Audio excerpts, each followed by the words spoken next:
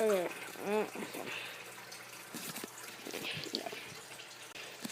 Okay, proper tiger salamander care. Every tiger salamander, you have to have at least 10 gallons. Well, okay, you can put a tiger salamander in one 10-gallon tank, but you can put another tiger salamander in a 10-gallon tank too. But you are not able to put a tiger salamander in a 5-gallon tank.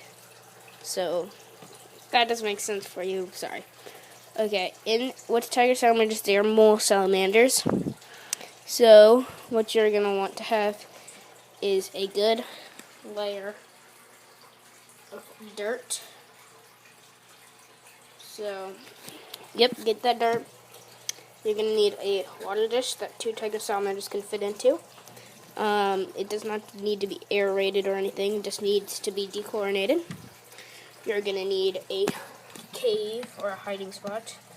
In my case, I have this flat piece of bark that is about that long and that wide. And I put it there and I just put some dirt on it. And they dug it out and they use that. And then you're going to need... Well, you're going to want some plants in there to make it look nice. And so in here I have a golden pothos, which is a live plant. And this one I need to clip because it has a big root on it. And I have these 2 fake plants. This is guppy grass stuff for like fish tanks. This is stuff you can just buy at the pet store. This is a trap for gnats and flies that I make. Make sure that they can get out of their water bowl. Mine is very deep, but I have a rock in there, and I've seen them climb out and in on it. I have a cave right here, which is a plastic container with this beta log right in front of it, so they run in here, and they can come out right here, and they can go in right there, and it's just covered by dirt. They made a cave right here, and if you look, watch this, you can go and you can see my finger right there. That one's brand new, it's only a day old, and then they have a cave right there. If you put live plants in here, I suggest putting them somewhere where the tiger salamander would most likely not go, like up somewhere where it's hard for them to get to, like around rocks, or put them in a pot and then put them in the ground so that way the tiger salamander can't dig them up. You're going to want to keep the soil moist. As you can see, it's moist. It's really packed down right here. Sphagnum moss is a good substrate. What I do is every other day, or every couple of days, I get all this loose grout stuff, and I just pour it right here.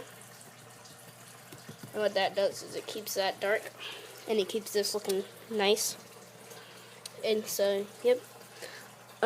If you see caves, don't shut them up unless you see 2 tiger salamanders on the top, because you can shut the tiger salamanders in there. I shut out my caves if they dig in this zone. They're free to dig anywhere else. They have mini caves in here probably. I do get gnats and stuff in here, which is a problem. And so to do that, I just get a little fan sometimes, and I put that, and I put it above the screen, so that way it's facing upwards, so it's not hitting the tiger salamanders at all, but it blows the gnats from getting into the screen. Or you could put like a fly trap right next to the screen. I don't suggest putting anything in your tank.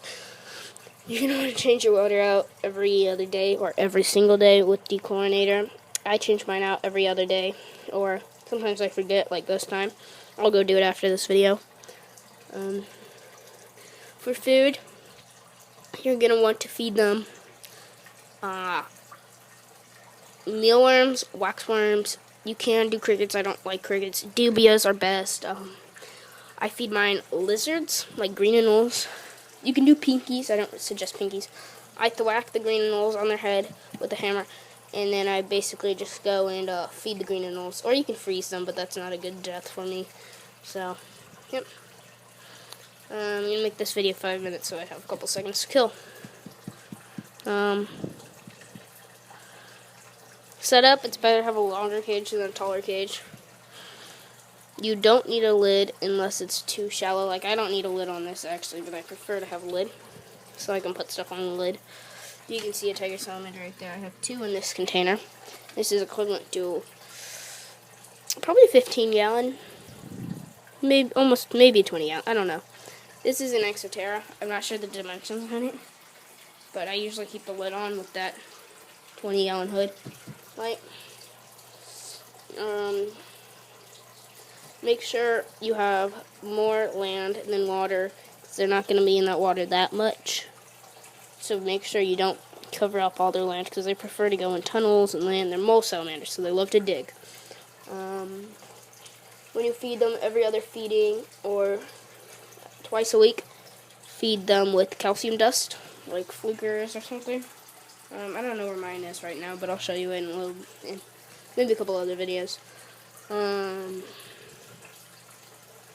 Make sure when you get soil, if you get it from anywhere, make sure not to get pesticides or anything bad in there.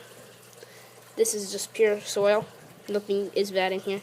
And this is what I keep them on. And I've had them on this for a couple of years. I just change out the bag every other year. Or not every other year.